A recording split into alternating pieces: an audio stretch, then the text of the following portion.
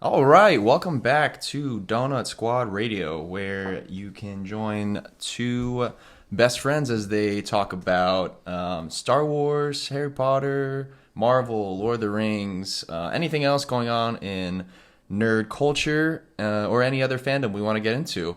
My name is Adrian, and I am joined here tonight with my good pal, Colin. How's it going, Colin? Pretty good. How about you, Adrian? It's going well. It's been a great week. Honestly, Yeah. we had a few warm days. Really brought up the spirits. Yeah, I know. I feel like in Virginia, like this week, we basically experienced every Every season. that you really have. But yeah, I'm excited to be back. Can't wait for this episode. We're gonna get into some really good things. Yeah, episode 2. We got some good stuff planned. Last week we talked a lot about everything going on in, or not last week, last episode. Yeah, last episode, Like 2-3 weeks ago. But we talked about everything going on with movies and TV shows coming out in 2022 that we're excited about. We really focused on a lot of superhero, Marvel, and DC stuff. So this week we're going to be reviewing what is coming out as far as Star Wars goes, any series in 2022, and a few beyond this year. As well as doing a review of the Book of Boba Fett, which concluded within the last few weeks.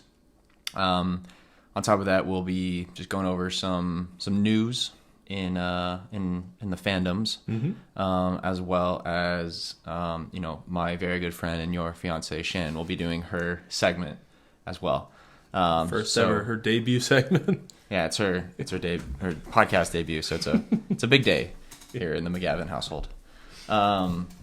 But first off, we thought it'd be fun to have a little intro segment of, what are you watching? So, Colin, what are you watching these days? What are you into? What has your attention? What we've been watching? You know what? I'm sure a lot of people have also been tuning in to the Peacemaker show, which had no right being as good as it was, because if you had watched the James Gunn Suicide Squad, you kind of looked at that character and it was like, he's irredeemable. He was a great character up until he makes a certain decision in that movie that you're like, you're dead to me. Yeah. Completely dead to me. And then you actually think he's dead too. But no, that show, James Gunn, and actually all of the directors who did any of the other, I think James Gunn did 4 or 5 out of the 8 episodes, but all of them, none of them really kind of get off of that. James Gunn put jokes into a shotgun and shoot them out and just see which ones hit. Yeah. You know what I mean? Yeah. So there's definitely some jokes that didn't really land for me, but you kind of there's so many good ones too that you can forgive them. Yeah. It's sort of like Guardians of the Galaxy. It's like any of those. It's like Family Guy. Like, right. Sometimes they hit and sometimes they don't. And sometimes they don't. And you're just like, what were they thinking keeping that in? But, oh my gosh, the characters, it's incredible how they make you, care about certain characters that you think you're never going to care about. John Cena is a national treasure. He's a gem. I think the minute he realized that he should be sort of a comedic actor, he just figured it out. Yeah. It's like the minute that Channing Tatum, like, everybody realized, wait a minute, he's super funny as being like comedic relief. Like 21 Jump Street. Yep. And everything. Yeah. They just nailed it. And he's hilarious. The supporting cast is hilarious. And honestly, they tell a story that you're actually like, how are they going to get out of this? Like how are they going to, without spoiling anything, it basically becomes a world threatening like situation. That's good to know, because some shows, like you're invested in the character development and everything, but the actual like stakes, you're kind of like, yeah, they're gonna be fine. Yeah, you're right. That's good to know, because I haven't watched Peacemaker. I have some free time this weekend, and I know it just concluded, so I'm probably gonna end up spending a lot of time doing that at some gonna point tell you this right weekend. now, by the time the first time you've probably seen it on TikTok too, like people using the opening song for it. It is a jam, and I can tell you right now, there was not a single episode that I ever skipped the opening credits because I wanted to listen to that song so bad. Yeah, and the choreographed dance with it is hilarious too. But yeah, Peacemaker, great show. I recommend it for anyone, and obviously anyone who is of the age to watch it, because it is a TVMA, like for sure. But yeah, other than that, ever since that ended, I finally got around to getting back into Clone Wars. Oh yeah, I know. because I have not finished it, and I'm finally in the final season, and oh my gosh, where are you up to now? So I am currently Order 66. Shattered. Yes, got. You just finished that episode? Haven't finished the episode yet, but you stopped midway through that episode. The only reason I did was because I'm starting to watch it actually on the treadmill, because cardio is just impossible for me. Yeah, I understand. So I'll toss that on, and it makes it bearable for the 15-20 minutes I'm doing it. I'd be on the treadmill just like, why is that guy crying? He really doesn't like cardio. Yeah, but it is, oh my gosh, the animation is gorgeous. They stepped it up. They stepped it up like crazy. Like, not, and that's not to say that the previous seasons and what did they air on? They were on... So originally it was Cartoon Network. And then... When it was a 2D, correct? It was, I believe his name, Gendry Tartakovsky. Mm-hmm. That first series, that was 2D in the Samurai Jack style. Yeah. That was on Cartoon Network. And then separate from that, the first 5 seasons were released on Cartoon Network as well. Oh, okay. And then it was canceled. Netflix bought it or something, and they had season 6, which was the Lost Missions, which wasn't really like the conclusion that we were all hoping for with the Clone Wars. Mm-hmm. It was some really great episodes, which you recently just saw.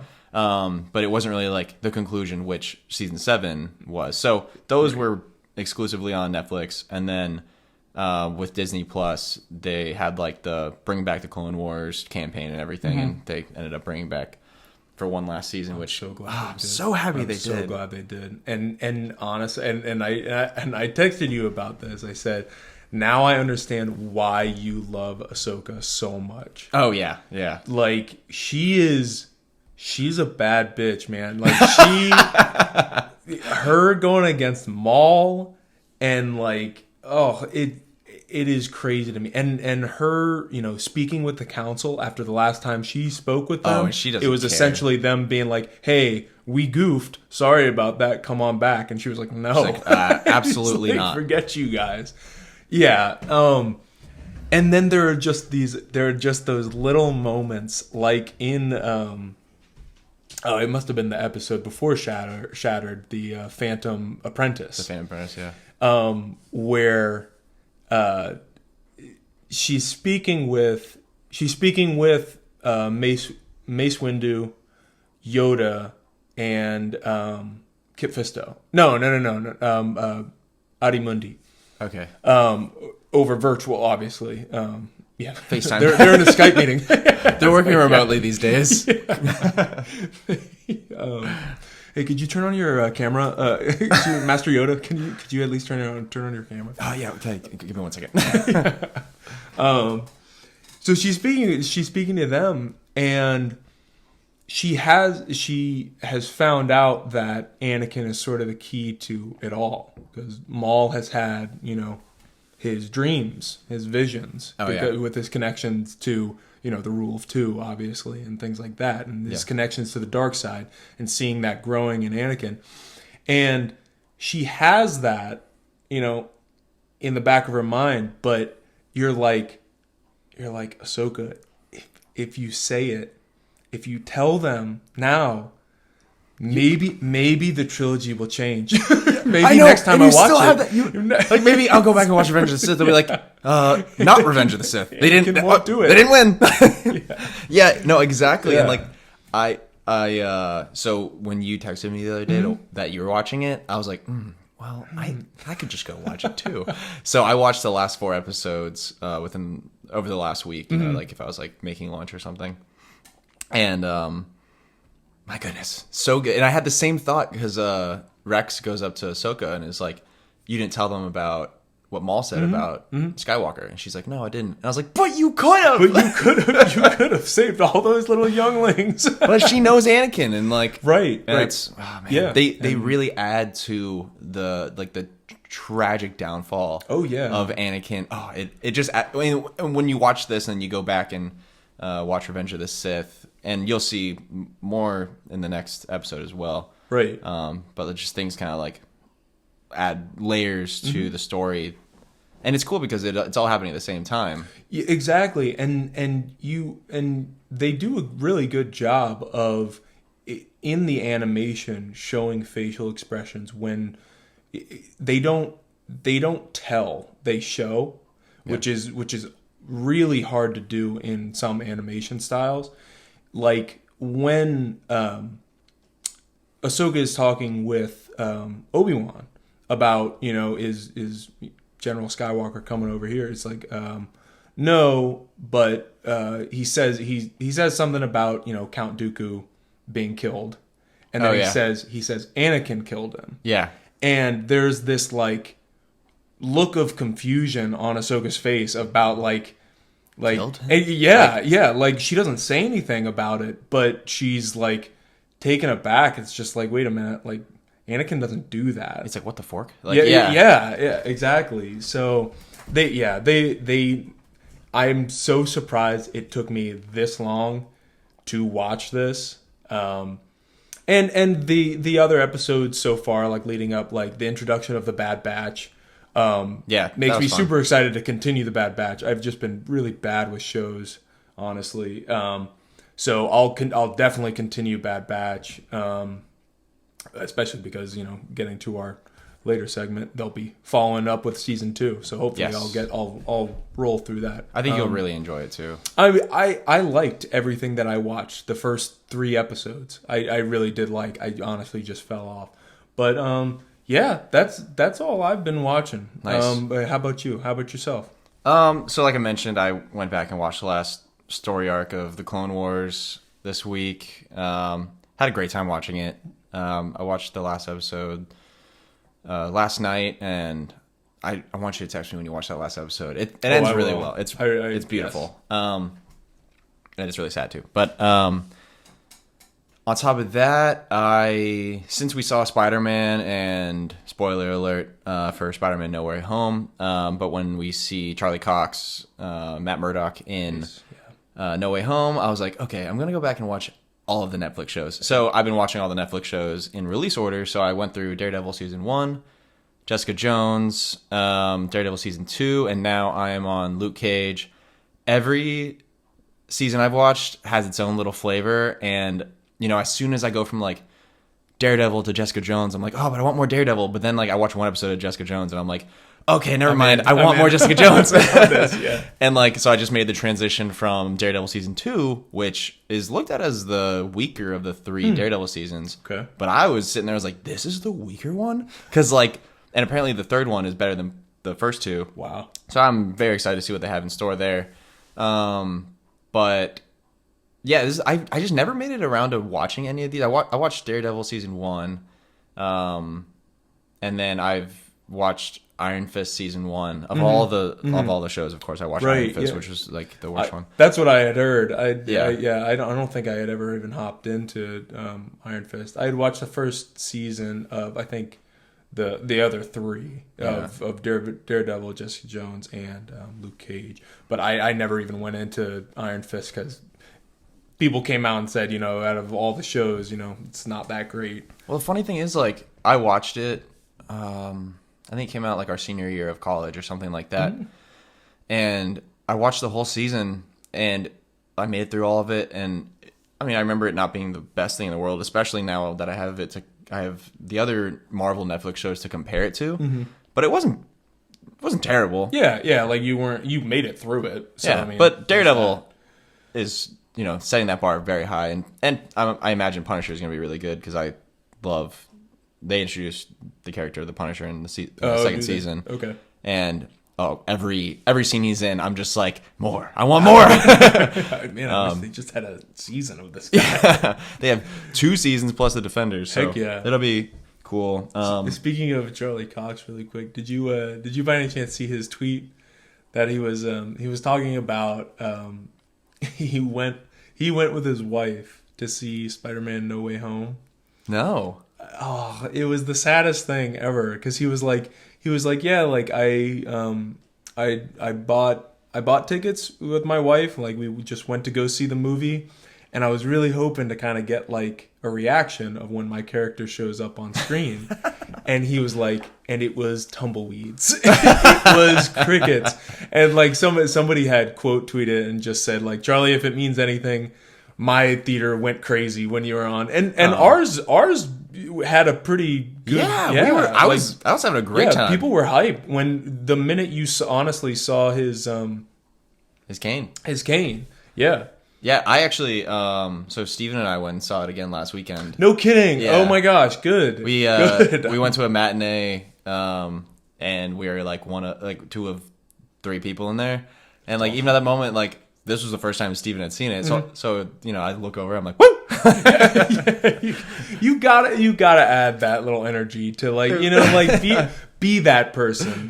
We need more of those people in the world that are going to, because some of the best like movie theater experiences are when you're all in it together. Oh my gosh! Like when we saw No Way Home for the first time, or Endgame. Endgame was so great. I mean, it's still we like all watch videos of Cap getting Mjolnir and the crowd's reaction, and it just portals. It gives you.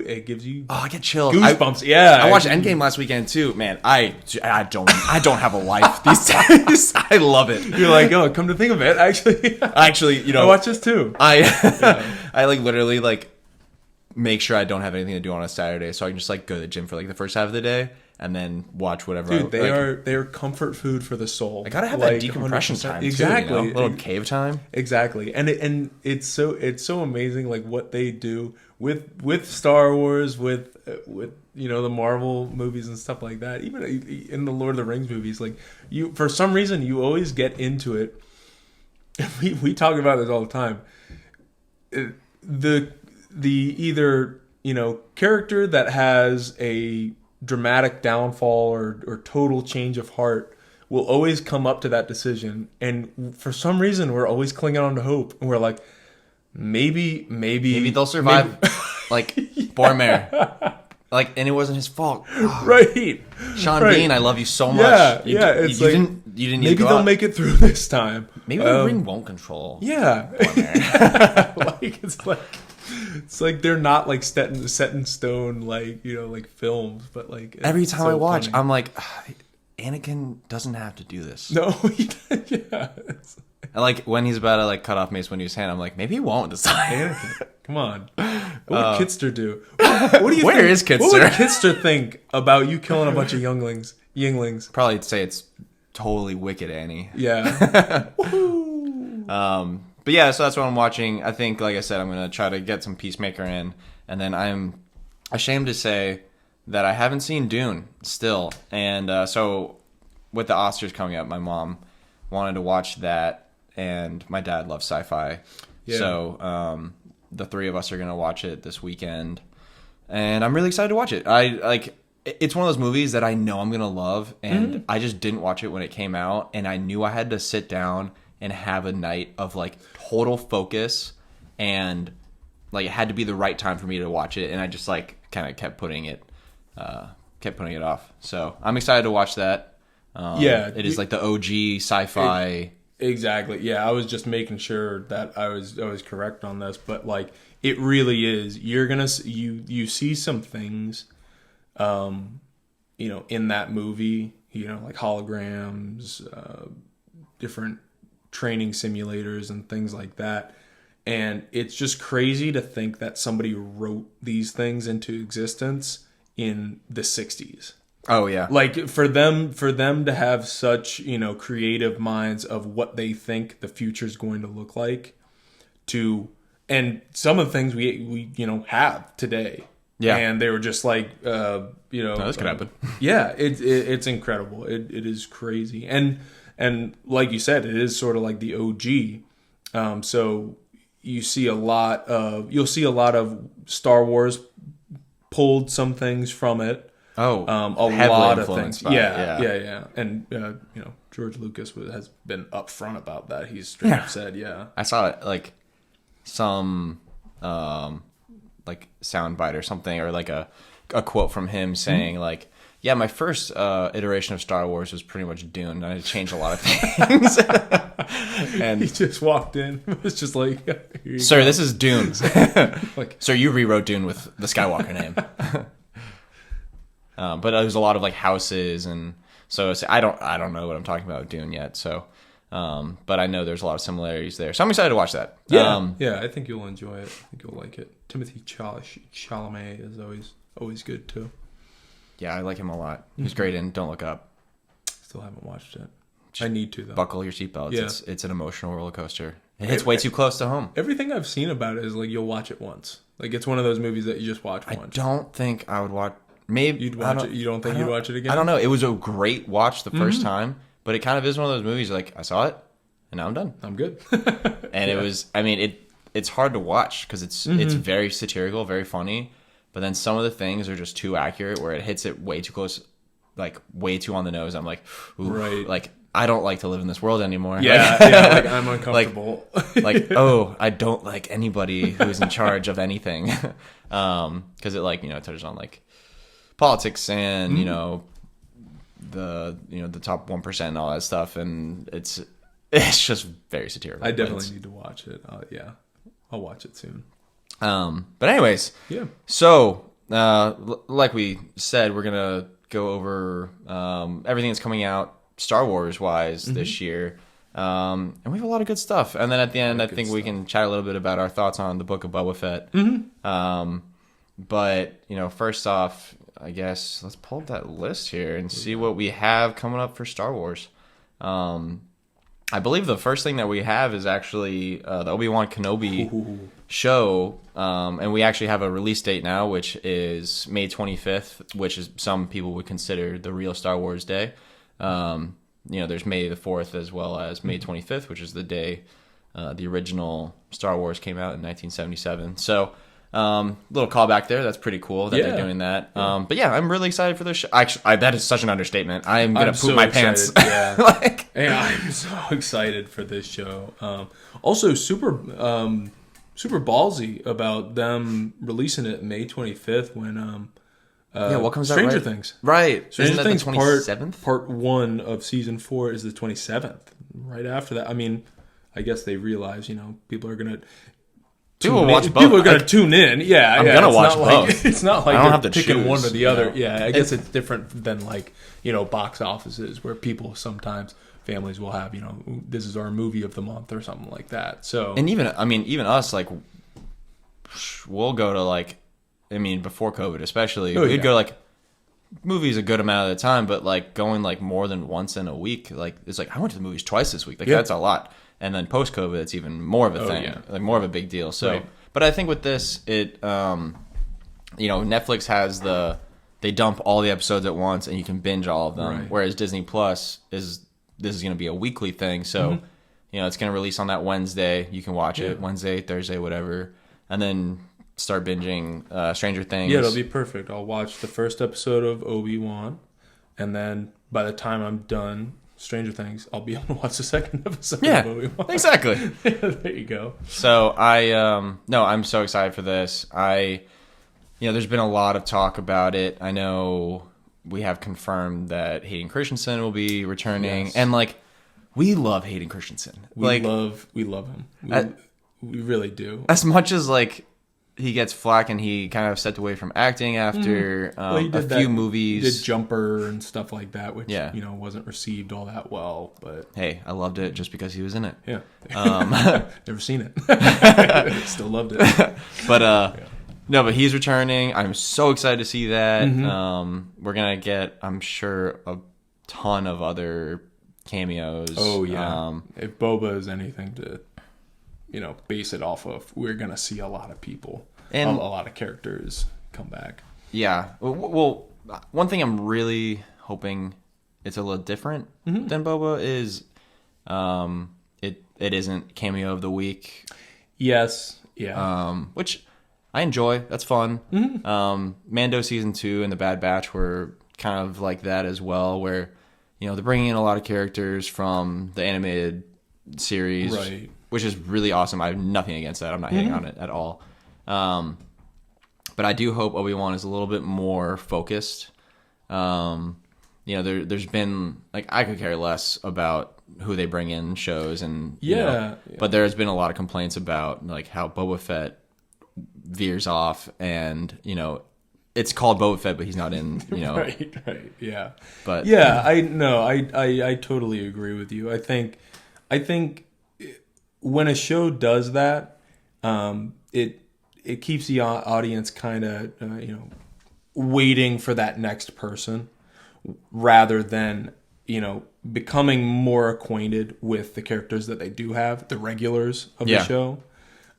So I would love it if they introduce a couple new characters at least. I would hope, and we really get to flesh them out and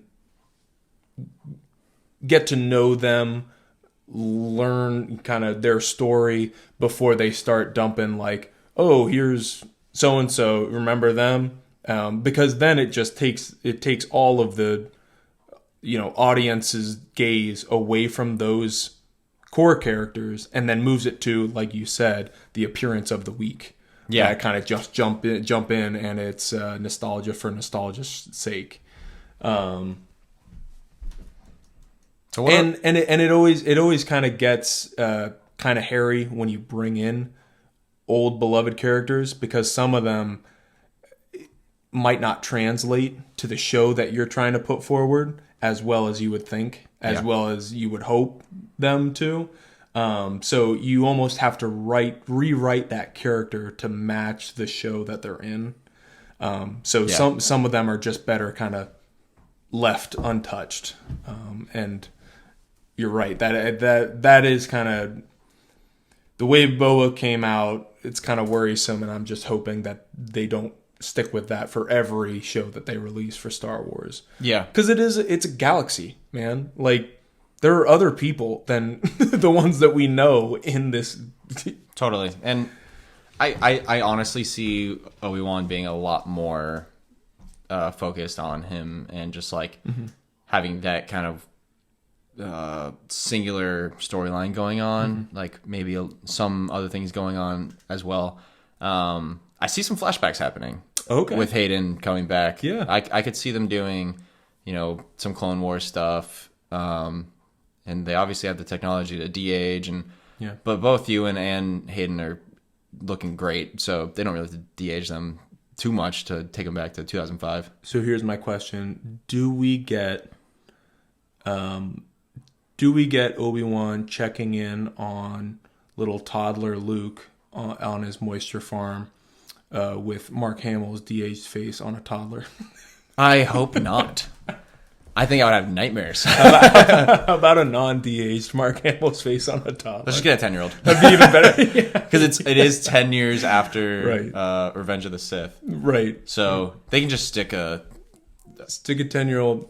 Just get a kid in there who complains about, I was going to go to the Tosh Station and get some power converters. All he talks about is shooting womp rats and power converters. I'm curious to see where the show goes as far as like is it all on Tatooine? Does it go somewhere else? Because honestly, I have to say, yes, we're getting into a lot of Boba Fett stuff here. Yeah, but after 2 episodes of Boba Fett, I was like, enough. Tatooine. Yeah, and the minute you said that to me, it kind of clicked with me too, where I was like, I'm over it, man.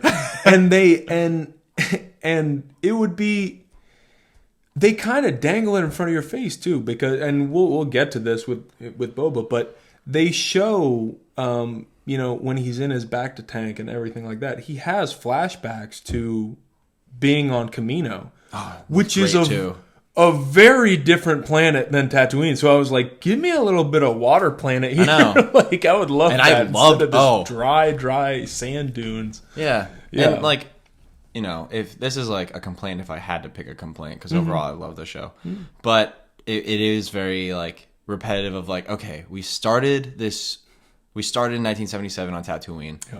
We come back, in Return of the Jedi to Tatooine. You have Tatooine in episodes 1 and 2, not in 3, right? Yeah, you don't go to Tatooine in episode 3, except at the very end. And then you have Jakku, and it's just like, okay, looks just like Tatooine. Like, it might as well be that. Like, I don't want, like, I'm being such a nitpicky fan right now, and like, anyone out there who does, we love everything. Yeah. But if I had to make a complaint, I think that's what my complaint would have been. Well, they've shown that they can make really interesting worlds, and that like Crate, and that's incredible. Just a very visually stunning, cool with the red salt grains and stuff like cool. that. I loved it. It looks great. Like they have shown that they can create these, and why not? Yeah. When you have that freedom to be like, yeah, space travel and warp speed is a thing now. We can go anywhere. Yeah. Just have a team behind creating different planets. Yeah. So yeah. I honestly don't see them being tied down to Tatooine, even though Obi-Wan's whole goal here is to watch over Luke. Right. But I think one thing that Mandalorian has shown us is like, the Mando wasn't always tied down by Grogu. Sometimes he would find Peli and be like, okay, just watch him. Yep. And then he'd go do something. Right. And then be like something that, maybe when he was going to hunt down Fennec Shan and like with the other, wannabe bounty hunter. And Grogu just wouldn't have fit in that, it just like, I think it showed that they are not afraid to like just give us reasons why it's okay if Obi-Wan leaves Tatooine for a little bit. So, well, also, I think they're going to kind of shed some light on why old Ben Kenobi got away with just changing his name to Old Ben Kenobi. I think people are going to be after him, of course. The Inquisitors, probably. Yep. And there's been a lot of talk about Inquisitors. Cool. Yeah. Okay. And seeing some live action Inquisitors, that's going to be cool. So, do they think that the BD1 unit in Boba was kind of... Ooh. Maybe we get Cal Kestis? Well, I don't know if we'd get it. I don't know. The timing... Because this is before the originals. And right. Boba was... so... Right. Boba was the same time as Mando. Right. Which is like 5 years after Return of the Jedi. Right. Yeah, so timing would be off. But yeah. I did like the BD unit in Boba. Yeah. That was great. Yeah. I want one for myself. It. Yeah. It's so cute. But so yeah, that will be good. I know there's a lot of rumors of a Obi-Wan and Darth Vader rematch.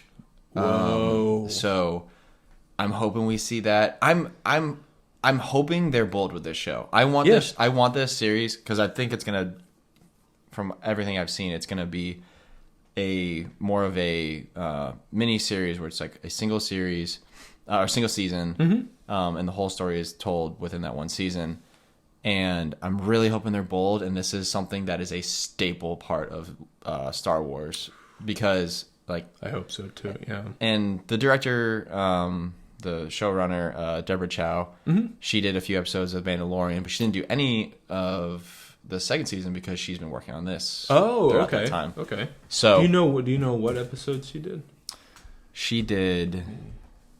What was her name again? Sorry. Deborah Chow. I believe she did the third episode where Mando steals Grogu back from the Imperials. Yeah. Okay. Okay.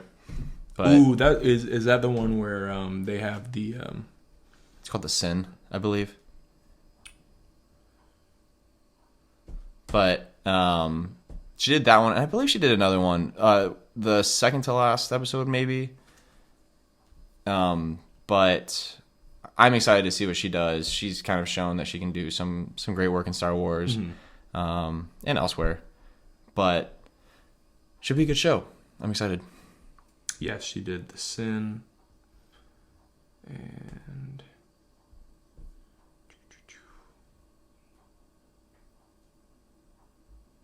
maybe just The Sin. Oh, okay. Well, she did a great job with that one. Yeah. No, I do remember that one.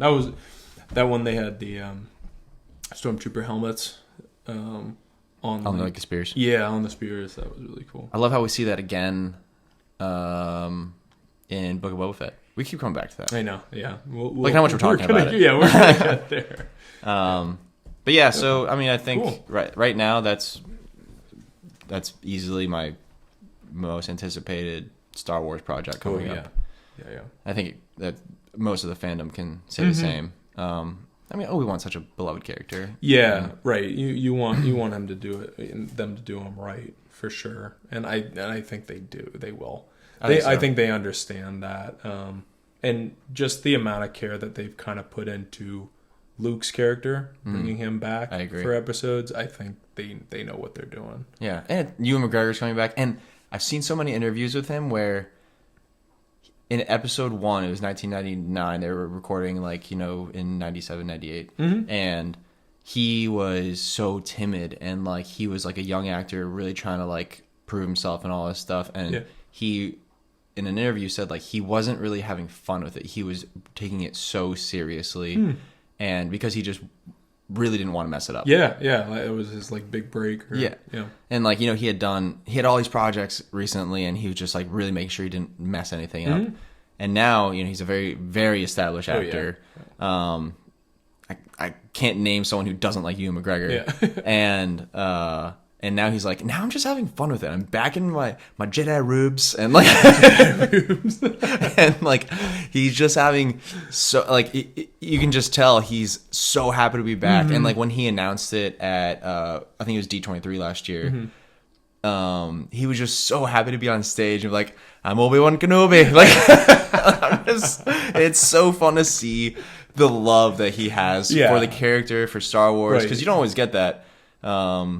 But he absolutely is so happy to be back. So it's gonna be awesome to see him. And they're using the volume, the same shooting technique instead of green screens that they used with The Mandalorian, where they're in this pretty much giant screen. It's a circular screen that they stand in, and it really makes it seem like they are actually on the planet. Cool. So okay. They're using that technology as well for this. So it should look cool. It's going to look good. I know it's going to look good. But so next up on the list, we have, what do you have on there? This guy right here. Bad Batch season 2. We touched on that just to... Yeah, we don't have to touch too much into it because I know you haven't watched. Yeah, I haven't finished it, but I mean, I will say I like it a lot so far. I like the characters, and I think even though they so far I'm not in love with Omega. So I will say one of the first things I was gonna say was all the characters when we see them in the Clone Wars season 7, I really was kind of okay, they're kind of annoying. I thought they were fine. Yeah. Very much just an A team. Right. Yeah. Which is a cool concept that I love seeing in Star Wars. I thought Wrecker was obnoxious, but I was okay, that's fine. I wasn't drawn to any of them. Hunter was cool. He's kind of Hunter was cool. kind of Rambo. He looks like Rambo. Who doesn't like Sly in Star Wars. That's very cool. Right. But they're fine. And then when the show actually started, I got so connected with all the characters, and I love all of them. Wrecker is my favorite now. It's just they grow. All the characters grow, and I say all of that because Omega throughout the season definitely grew on me. And she's this little brat kid kind of, but she's a sweet kid. Omega. But she's cute, and I really liked her. I just have such fond memories of watching this last summer when it was coming out, and it was just like summer 2021. I think it was coming out Wednesdays. I believe they had switched to Wednesdays at that point. And I just look forward to watching it so much, even if it was just kind of like a Monster of the Week episode. It was so fun to watch, and like seeing like who they highlight that week. If they're focusing on like Wrecker or and I feel like Tech or whatever. I feel like that's all that show really needs to be. It doesn't necessarily need to be anything that really pushes the Star Wars, lore forward or anything like that. It needs to be a side story where you enjoy the characters and have fun every week. I think that's what it needs to be. So it's good that it sounds like that's what it did for you. So it did, and I will say, this along with Obi-Wan Kenobi are in probably my favorite kind of time of Star Wars between episodes 3 and 4, where it's like this time of chaos, and you're seeing the Empire, go from the Republic to the Empire, and you really see it in the Bad Batch, and it's so cool to see. You slowly see them phase out clones and start using. They go from the clone numbers to TKs, which is like the identification numbers they use for stormtroopers. Right. And they're like, and you see like, Republic commandos like training the TK. It's just, it's so cool to see how they transition, and you start seeing some of the Empire tech come in, and some of the Empire, like starships that you're familiar with or armor or whatever it is. But it's very slow, and you see how some of the clones are reacting, because like they obviously have their inhibitor chip, which is why Order 66 happened. Right. But some are kind of like, all right, why did we do all of this? Like, and they're like, they have these really great ties with some of the other planets they've been helping throughout the Clone Wars. Right. And then they're told to, do stuff against them, and they're like, yeah, I don't know about this. Don't get this. Yeah. And it is very interesting to see. So even if it's not, and I would say the Bad Batch season 1 kind of, the story wasn't anything too drastic. It wasn't, nothing too crazy. At the end, you're kind of like, okay, that didn't change too much. Right. Which that's not a complaint. That's just a fact. Or my opinion, I guess. It's not a fact. But I'm hoping they bring it up a little bit, but it was a vessel to show this transition from Republic to Empire. Right. The reactions of people, and it was cool. Yeah, that is cool that that they can use, like you said, use this show as sort of a way to show everyone how that change went. Because if you ask the majority of people, they'd be like, I don't know, I thought that overnight the clones went bad, so now they are stormtroopers. Right. I thought that was just how it happened. So for them to actually explain how the Empire kind of rose to what it was in A New Hope, that is a part of Star Wars history that I don't think a lot of people know. So it's cool that they're able to show that. It's cool, and it's also interesting to see what they do with the Kaminoans. And I was gonna ask, like if they're switching over to TKs, what does that mean? What does that mean for them? Because they don't want them to be building a clone army for anybody else. Empire's shady. Let me tell you. I don't know about these guys. The Empire. I was on the fence after 9 Not my movies Emperor. plus 2 side movies and all these series. But now this Bad Batch is pushing me over. So next we have the Andor series. I love Rogue One. Yeah, Rogue One. Yeah, that is. I think Rogue One and The Mandalorian are the 2 best things. I'll throw the last season of Clone Wars in there as well. Hey. But the best things that Disney has done with Star Wars, Rogue One. I've said this to you before. If George Lucas had made Rogue One and it just had the George Lucas name on it, it would be considered at least a very close second best Star Wars movie ever made. Hot take. I think it is one of the best Star Wars. It is one of the best Star Wars movies. As like an actual film, like cinematically speaking, I think it's one of the best. But also just shot for shot, it's beautiful, wonderfully written. I'm very connected to all the characters. Love that movie. Can't get enough. I think it speaks to the writing of that movie, that you have such good things to say about it, and we don't see a lightsaber until we really see a lightsaber. Really see what a lightsaber can do, which is one of the greatest scenes in Star Wars. And they didn't have to do that. They were just like, they didn't have to do it at all. And here you go. They're like, oh, here's one of the best movies we've ever made. Right. Oh, but here's this last scene. We know you guys like lightsabers, so let's do this. Let's drop this in, and it's just Darth Vader showing what Darth Vader is capable of with today's effects. And the cool thing is that his style was very much similar to how he fought in the original trilogy, where he kind of has like alligator arms a little bit. Yeah, like he kind of lumbers around. When he cuts that guy in half, it's very much like a it's like a wave. He's not as like limber and as however you want to describe Anakin. Like Anakin was like flippy. Yeah, he was amazing.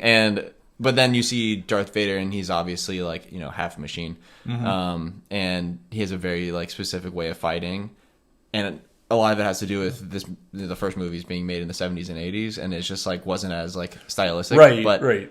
But they kept that, but made it look so terrifying. Oh my gosh, yeah, and just everybody left in that shuttle is just panicking. It's because they know what's happening. They know what's going to happen. That's terrifying. Oh God, yes, yeah, that is, yeah. But I'm really excited to see Andor, the prequel to Rogue One, following Cassian Andor. Diego Luna coming back as Cassian Andor, and what's the actor's name who voiced K2SO? The pirate from Alan Tudyk. Yeah, the pirate from Dodgeball. Dodgeball. We have a guy on our team dressed like a pirate. Steve the pirate. But so they're both returning in their roles, among other people. Forrest Whitaker. Yep, Forrest Whitaker, and what's the guy's name who plays Bail Organa? Oh man. I can't remember his name, but we have Tony Gilroy coming back as the writer as well, who I believe was the writer for Rogue One. So I'm excited to see where this goes. I don't have too many predictions. I imagine, with Rogue One, we saw Cassian talk about like all the bad things he's done for the rebellion, and Rogue One shows like the dark side of the rebellion, like kind of the dirty work that had to be done for them to get to where they're. It's war, nobody really comes out with their hands clean. It's not Luke Skywalker doing the right thing all the time, and being this optimistic kid. So I'm excited to see that. I think we're gonna get a lot of the those stories of like everything he had to do for the rebellion, right? So that'll be great. I believe we're gonna see how he and K2 met. Oh, cool. Okay. I don't think Alan Tudyk is in like all of the episodes. Right. Yeah. I think it's like they come together, kind of like in Solo, how we get to see how Han and Chewie come together. Right. Great movie, by the way. Love Solo. So that'll be a good one. Do you have anything you really want to see come out of that? Not really. No. I mean, you kind of said it the best. You brought up all the best points about it. I do really enjoy Rogue One. I don't think I'm as high on it as you are, but to be fair, I don't think I've watched it nearly enough to be as high on it. I've watched it too many times for sure. Yeah, I just it was, for some reason, it was that Star Wars movie that I watched a couple times when it first came out, and then just never really came back to it. And I don't know if it was I didn't necessarily resonate with Jin, or I didn't love Forrest Whitaker's Saw Gerrera. Saw Gerrera. It was cool. It was cool rewatching Clone Wars though, and seeing him as a younger guy. And it does show that they didn't just bring these characters out of nowhere. You know what I mean? Yeah. Like they were like, yeah, these guys know what war is. These guys are the rebels. They are the rebels. Like the big ones. Saw So, in Clone Wars is kind of a maniac, right? And like he's in Bad Batch as well for a little bit, and in Star Wars Rebels, the animated series. And it's cool. It's cool that they brought him from animation to live action. I believe he was the first one they did that with. Well, he's hit the trio pretty much. He's gone animation, film, live action, and he was in the Jedi Fallen Order game as well. Oh yeah, yeah. So like he's been in There's it. Brain Saw and and all of these things are just taking place within this awesome timeline between. You're right. Oh, I love it. It's a great era of Star Wars. So next we're expecting The Mandalorian season 3 coming out late this year. We don't have any any confirmation on if that's going to happen or not. But I would be shocked if they don't do a fall, or I'm hoping it's a fall release. Fall release or you give me a Christmas episode. Those are your two choices, Disney. You either release it in fall or you give me a Grogu wearing a Santa Claus hat. That's it. Can you imagine? Those are your two options. They have these little Grogus right now for Easter, and he's wearing a little Easter sweater. It's the cutest thing, and I'm gonna buy one. Yeah. You're like, and I got you one too. You're just handing it over. Better yet, Lynn will probably come home with one. She's the one who showed it to me, and she that's great. She and Ryan always bring home great Grogu stuff. Great Grogus. Whenever they see stuff, it's very kind of them. So we have a lot of Grogu stuff in the apartment. Yeah. But yeah, Mandalorian season 3. We kind of got a 2.2. It's like Lion King 1.5. Yeah, yeah, something like that. Yeah. So I'll not to dive into Book of Boba Fett too much before we actually dive into it, but I'm glad we got Mando. Yeah. Me too. I do wish they had kept, and this is a spoiler for Book of Boba Fett for anyone who hasn't watched it, but I do wish they had more time with Mando being apart from Grogu before they reunite them. At least wait till like halfway through season 3. I agree. I think because now, like obviously we have real time where we haven't seen Grogu. We had The Mandalorian and late 2020, and then season 2 and late 2020, and then we went a whole year until we got Book of Boba Fett, and then we didn't get Grogu until midway through that. That's a year and some change of no Grogu. But then if you go back and watch, you're gonna watch Mandalorian, and then 2 episodes later he's back with Grogu. So I just think it should have been a lot longer. Yeah, no, I totally agree with you, and I think that starting out a season 3 with them being apart would really make the audience feel for Din and Grogu. Yeah, I'm okay with them showing what's going on with Grogu, what's going on with Din. Absolutely. Because I think that's a great way to kind of show how different their paths are going right now. Yeah. And how much, like, if they showed a little bit more of Grogu, like, wanting to be with Mando. Yeah. Or vice versa. Like, Mando's obviously, like, sad about something. Right. And it's like, oh, it's nothing. I just miss a friend. Or something like that, Yeah. Like, or he's, he's sitting in his,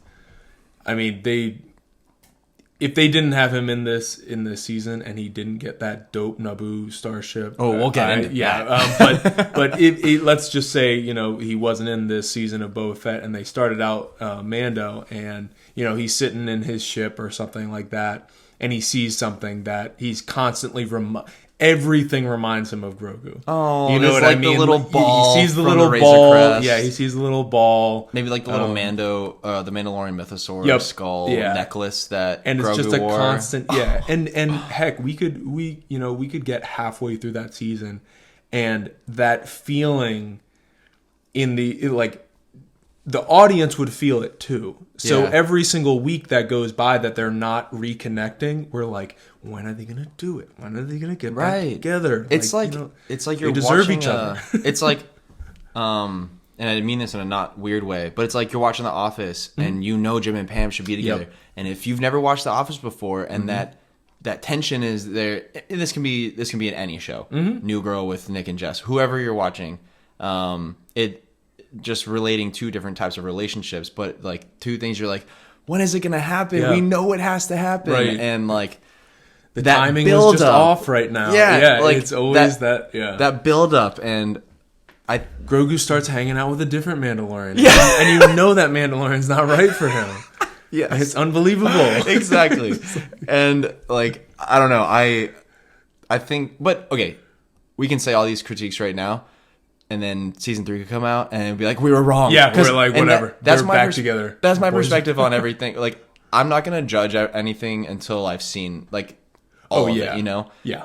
Like with the Book of Boba Fett, like I was like a few episodes and I was like, I'm not gonna judge this series until the whole season is over. Yeah. And you know, I like to try to stay optimistic with stuff in that way. So, you know, season 3 could come out and be like, they were right. They did everything right. I was an idiot. I don't work dumb. for you guys. I'm not Jon Favreau. Yeah, exactly. So we'll see about that. But I'm excited. I'm interested to see what happens. I have a feeling it's going to be a lot of, you know, in Book of Boba Fett we saw Mando kind of get a new quest to go back to Mandalore and redeem himself as a Mandalorian. Honestly, I think all that's a little overrated, and he's kind of drinking the Kool-Aid a little too much. Yeah. But maybe he'll realize that. I wouldn't be surprised. I think the armor is going to be a little evil at the end of the day. Oh, really? We'll see. And then I think there's going to be Katie Sackhoff returning as Bo-Katan, and she's going to want that Darksaber. Give me that Darksaber. And I just... can't ask like that, Bo. And I'm interested to see how that all goes down. Yeah, it's going to be interesting because, she believes she is the rightful leader and the rightful owner of the Darksaber, but she's also, neither of them are above the tradition of, you got to beat me in combat. At this point, though, I'm wondering who they're trying to prove this to, because all the Mandalorians are dead. It's like, I am legend on Mandalore right now. Without the zombies. You got one person just cheering them on. Just like, hey. It's like Bo-Katan's little posse, and they're like, kick his ass, Bo. Like, exactly. Yeah. And I don't know. Shit, there's a teacher coming. Scram. So we'll see how that goes. I think there's going to be some like tension between the two of them, which is going to be, that's a good conflict because it's two people who don't, they like, I have no qualms with you. It's like, I have no qualms with you, but I have to do this. I need this. Yeah, and she's like kind of like power hungry now. Yeah. So that'll be interesting. Which is also interesting too because of how close she got with Ahsoka. Like you would think that she would kind of be like, "Hey man, like this is not the way. This is not the way." Yeah. So yeah, and I think that's going to come into play where she brings up, the Children of the Watch, the Death Watch, how they turned into followers of. Did they turn into followers of Maul? Of Maul? Were they? Yeah. Anyway, she doesn't like the Death Watch either way. Yeah. And Pre Vizsla and he was in the Clone Wars, and now his somebody in his family, Paz Vizsla, who's the big, heavy Mandalorian that we see Mando fight in Book of Boba Fett. I think there's going to be a lot of tension there. So it'll be interesting to see. Yeah. We have a bunch of other shows coming out. Not 2022. Not 2022. Just to run through them real quick. The Rangers of the New Republic TV series. That was probably canceled because of Gina Carano Oh, true. also being canceled. True. Yeah. I honestly not a big fan of Gina Carano, so I'm okay with her not being in Star Wars anymore. I'm not a fan of her acting. Not a fan of her acting. I'm not a fan of her politics. Yeah. I'm not a fan of her. Right. Just a lot of things that she was doing. I'm okay with that character not being in Star Wars anymore. Yeah. Politics aside, I didn't think she was a great actress. It's not like we lost like Carl Weathers from. Right. If we lost Carl Weathers from Mandalorian, get out Carl, of here. you keep your nose clean, please. Oh, Creed.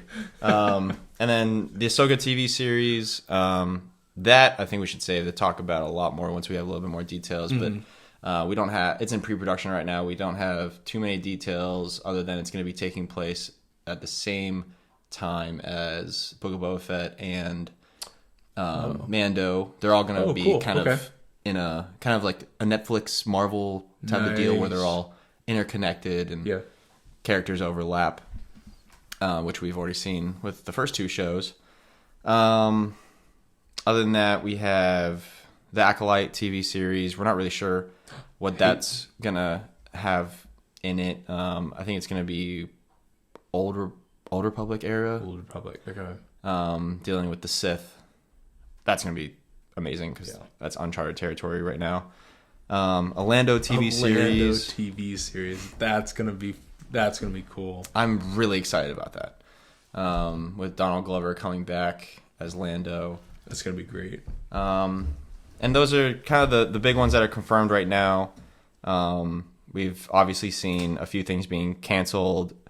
But we have a few movies in pre-production. One with Kevin Feige, one with Taika Waititi.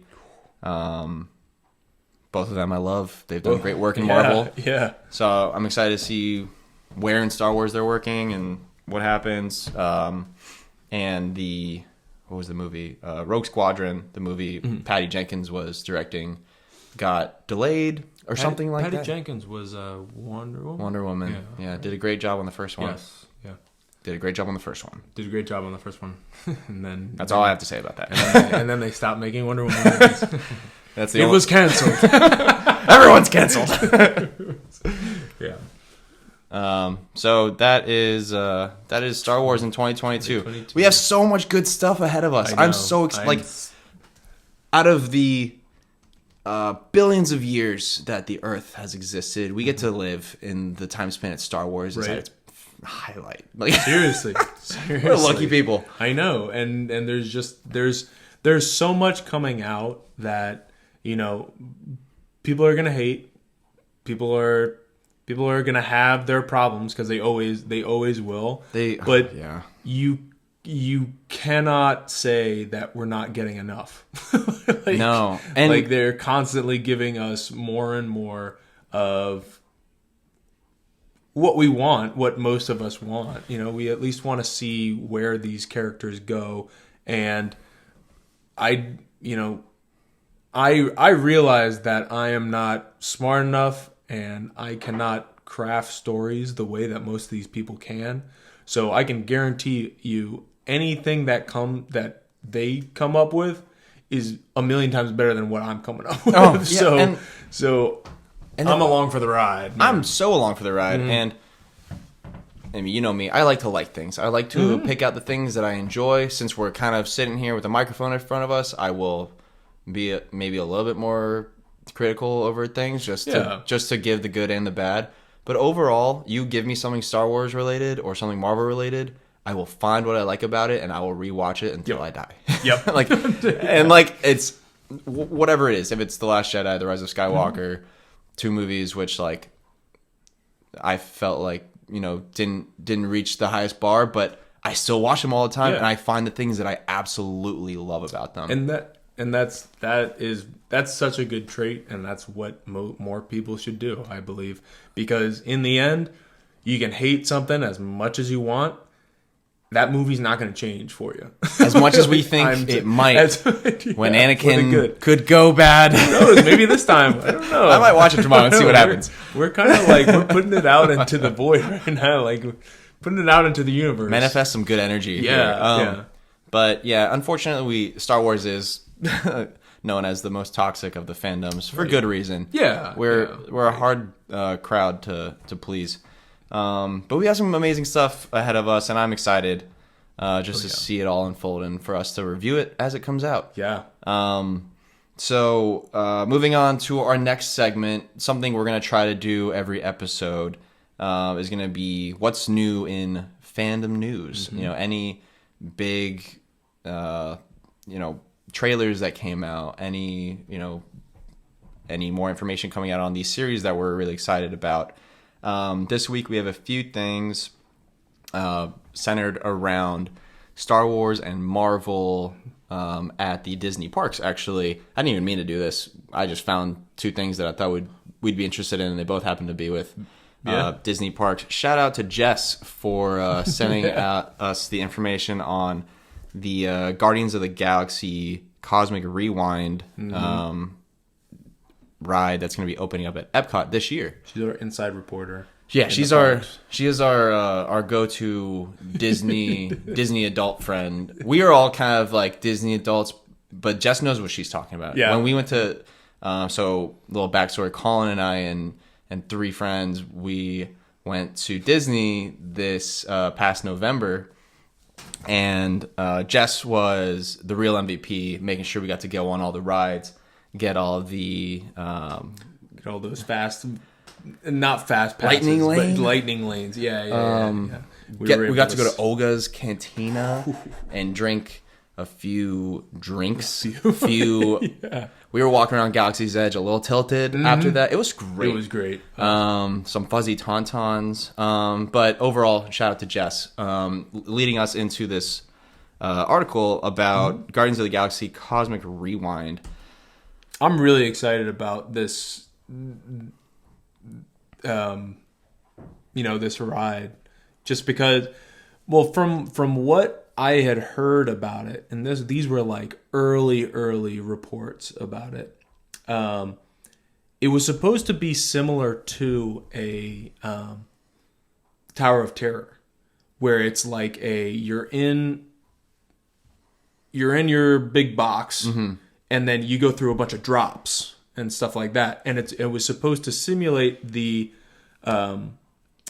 scene in the movie where they're escaping from the jail, and they're in that control box, surrounded by the drones that are steering them around. I am not sure where they've gone from there since then, but that's the last I remember about this ride. So.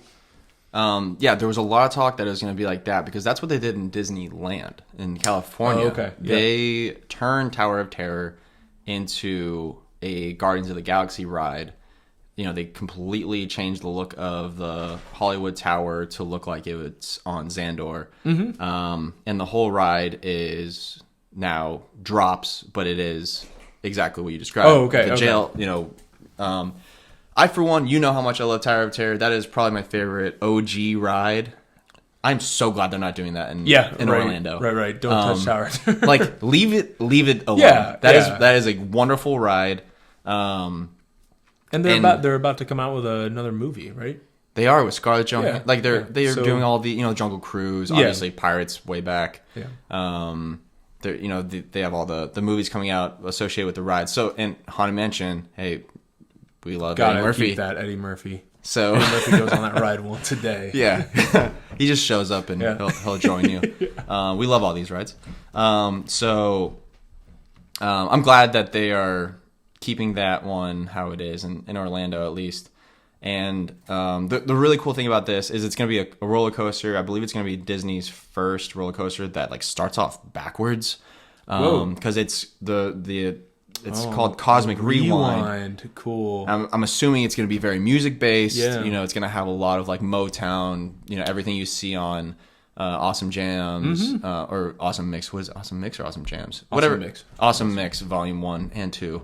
Maybe they'll throw in some Volume 3 once we get Zune. on that Zune. Yeah. So we'll be seeing that. And the thing I think is really cool about this is they are turning, so it's going to be at Epcot where they have the World Showcase. Yeah. And as we know, you can go to like each country, try some food. It's, stylistically looking like that country. Love Epcot. We had a great time there. But this is going to be the first other world of the showcase. So it's like you go to England, you go to France, you go to Xandar. You go to Germany. And I hit Xandar. That's how they're doing it. And they're going to have like, space food, like, like whatever weird kind of things they can come up with. And then they're going to have this ride. And honestly, I think this is a great choice for them because, sorry, I'm totally dominating this conversation, but no. Believe me, I'll chime in when I have something. But I think it's cool because Epcot as a kid, in my eyes, was always like, yeah, that's cool. That's adult land. And I was like, can we go somewhere else? Like, and now we're in our like mid to late 20s. I don't know where we're pretty late now. Pretty late. Like Epcot's really cool without the stuff that they're adding. I think Epcot would be really cool to go to without, they've added all these really amazing rides, but now they have Frozen, they have Ratatouille, they have Soarin', they're adding this. What else am I missing? Mission Space. Yeah. We didn't do that one. No. And then inside the ball, what is it? The like evolution of man, something like that. Yeah. I love that. Yeah, that was a great way to end the day. Cool. Yeah. That was amazing. That was really cool. So, but I think it's really smart that they're doing this because they're adding all these rides where both parents and kids alike are gonna want to go to Epcot, and there's so much to do for everyone. So, I'm excited to see what happens with this. Do they have a expected open date for? I think they just said 2022. Oh wow! Okay. I imagine it's gonna be the fall because Remy came out. The Ratatouille ride came out right before we went there, actually, like in October. So, yeah, that's right. That was relatively new. So I'd imagine they have like a year have, Wonders of Xandar Pavilion. Cool. That's cool. So when we go back, cool. Whenever the next in 2 years or so, we'll have to check out Xandar and see what kind of like drink around the world is changing. You're drinking around the world and universe and space. But so that's if they get a life-size Milano, I'll freak out. A life-size what?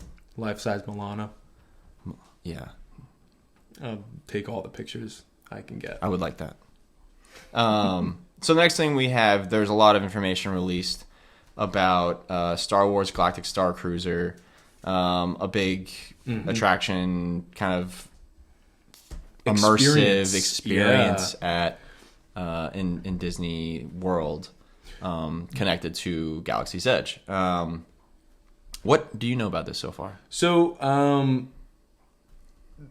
I know that if I ever shelled out the money that they're asking for, I wouldn't sleep a wink. I would need to be up for that 48 hours. How do you sleep? No chance I would sleep.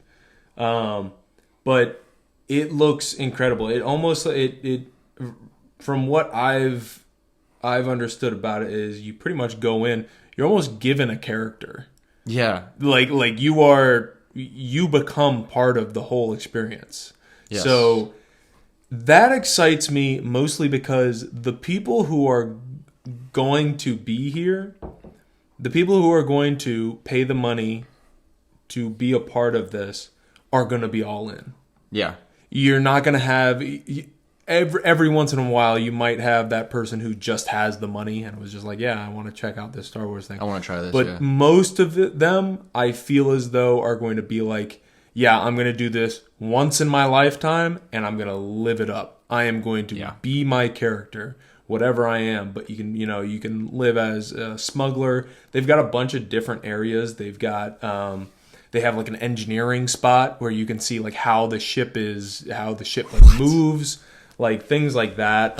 You can do like daily tasks and things like that. Wow. I'm sure they'll probably have some sort of app on your phone that you can go around to the different spots, a lot like they had on Batuu, where you go up and you can scan a droid and there will be like a little game along with it, and that's how you the droid will start beeping at you or something like that. They'll have different checkpoints and different games you can do around. That's cool. It's going to be so cool just for anybody who ever goes. Someday I would love to try it. Look at it. It's a hefty fee, which makes sense. But they've got lightsaber training going on, which we already made it, so we gotta get trained on it. Yeah, we did make our lightsabers. We gotta know how to use those things. Yeah, it's dangerous. They're gonna have bridge training, so I guess controlling the ship, you'll be able to fire the turrets or something like that. You'll have maybe some TIE fighters will start attacking the cruiser. You'll have to defend it. I would imagine they do something like that. Then of course you get to explore Batuu. You get to go out to Black Spire Outpost, and I fully believe that they're going to treat it like you are actually landing on Batuu. That's what I read about. Yeah, you'll most likely be able to see them, go into,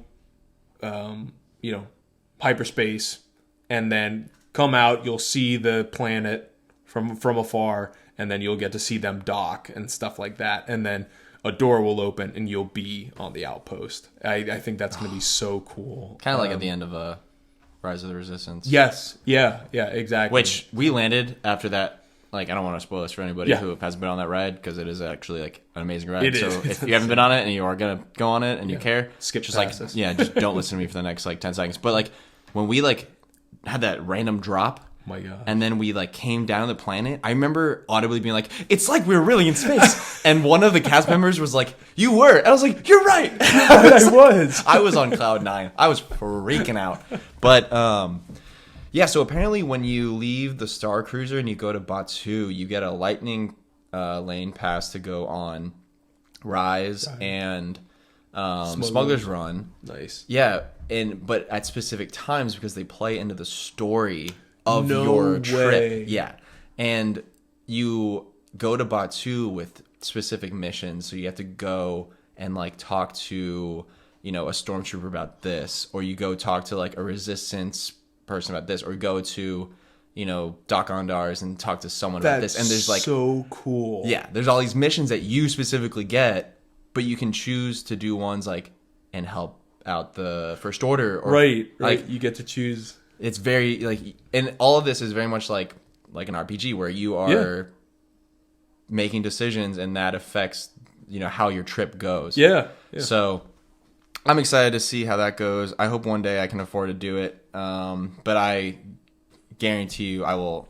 If I can, I will shell out the money for that. I imagine it's gonna get cheaper over time. Yeah, I think so too. So now we're looking at it now, and I guess the first voyage that they're calling it, the first time they're taking guests, is actually in a week. March 1st is their first guest. Yeah, so they had this week. One of our favorite TikTokers, Straw Hat Goofy, was posting about it, and he and some other TikTokers got an exclusive first look at it this past week. So lucky. And so he was posting about he and his family got to go. And he said it was nothing he's ever experienced before. I'm sure. And he doesn't BS around. He would say I don't even know if he's that much of a Star Wars guy. Obviously he knows his stuff and he talks about it all the time, but he's not just gung ho. Anything Star Wars is going to be good to him. Right. He would tell us if it was bad, from what I know from his content. But he was saying it's one of the most incredible things he's ever seen. Absolutely worth it if you are a Star Wars person. He said if you're a kind of a casual fan, might be a little much, maybe a little price wise, as well as just it is very immersive. But for people who are very into Star Wars, totally worth it and amazing. So it's just so cool. Yeah, and so I mean but like you said, the price points right now are, I think it says 2 guests. Per guest, actually, per night, $1,200. That's per guest. That's like how much our entire Disney trip was. Yeah, I know. It's like, and then I'm guessing the whole voyage is what, a weekend? What do you think? You get like a full, the voyage is probably what you're talking about with the full experience, where they give you missions to do when you go on to Black Spire, and that's sitting at $4,800 per guest. And yeah, it's you obviously save some money if you go with more people, but I want to know why it's so like I get it's like all inclusive. Yeah, but why? I don't know. I really don't know. I'm excited for next week for the first people to go through it and get like full reviews of like I want to hear exactly why this is so much. Right. Yeah. Like, is the food like incredible? Apparently, I did see Straw Hat was saying you get incredible food. Nice. So good. I would hope so. You're paying for it, so that's so much money. That's a lot of money. I can't get over that. Yeah.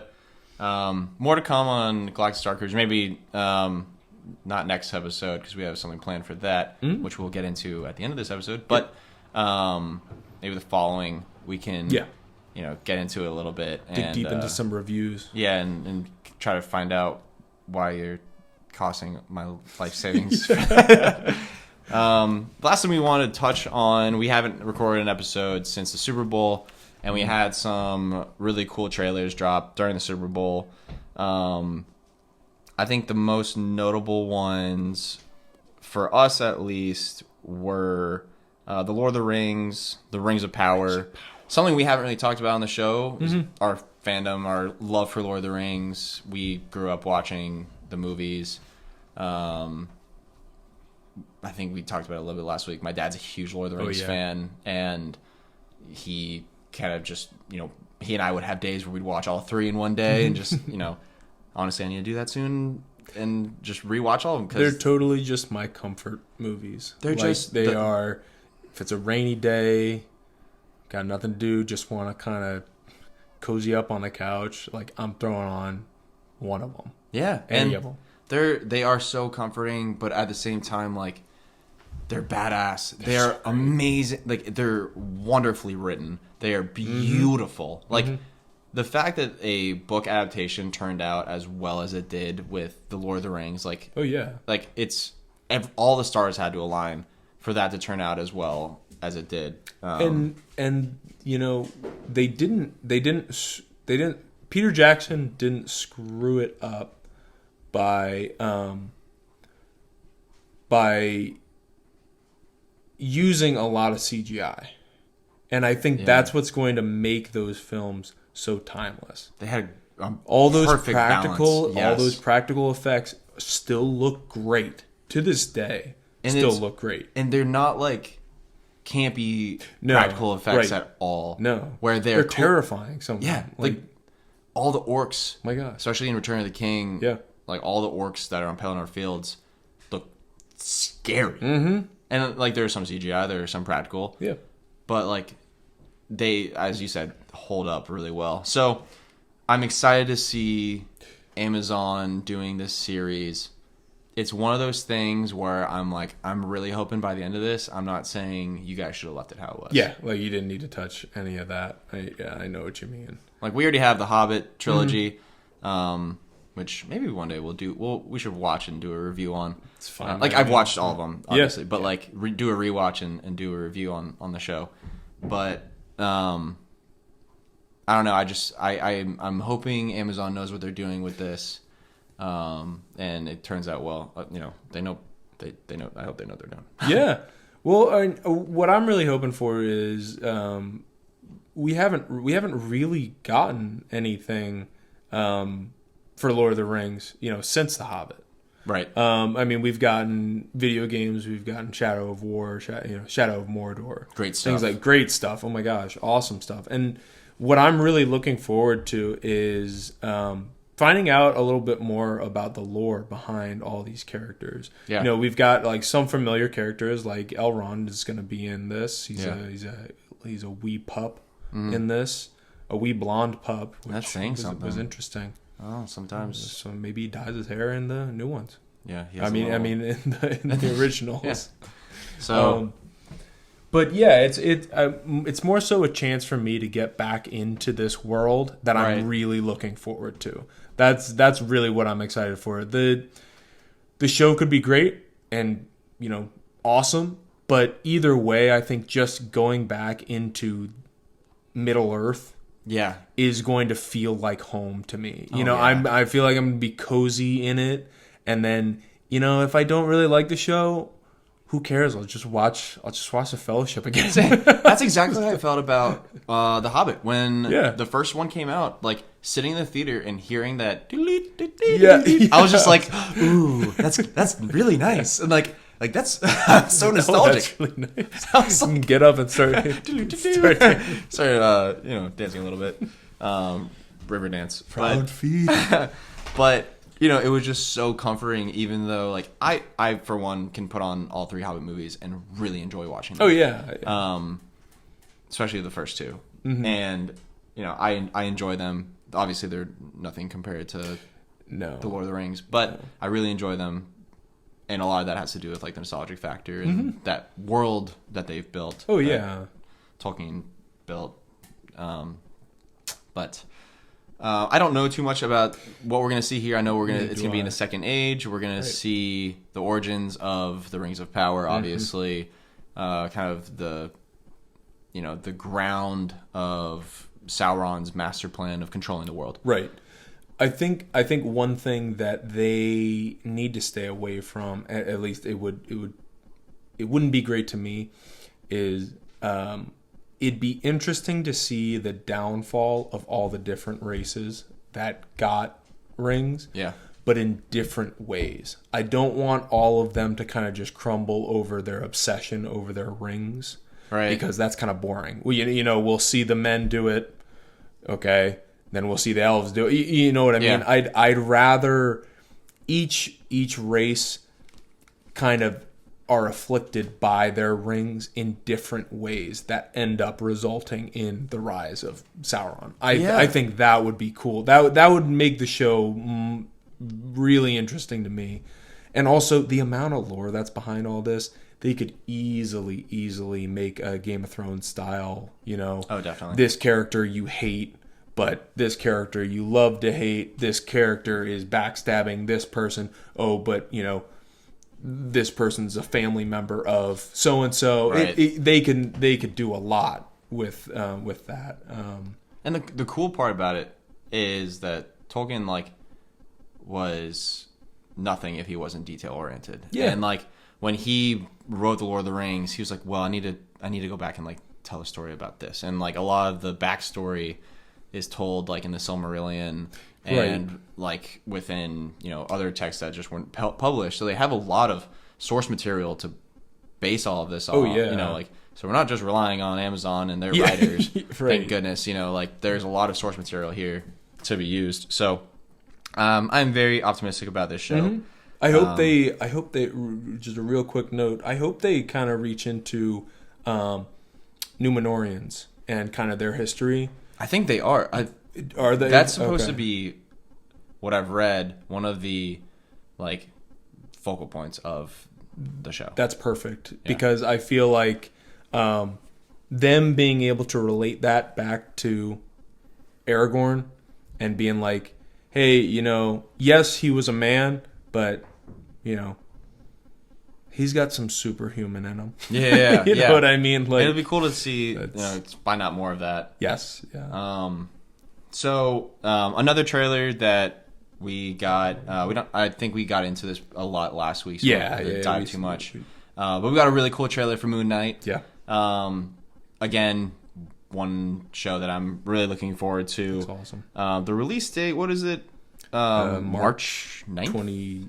I thought it was the 20th now. It Is might have it? been moved back. I could just be totally off too. But it is March, so, you know, it's in the next month or so.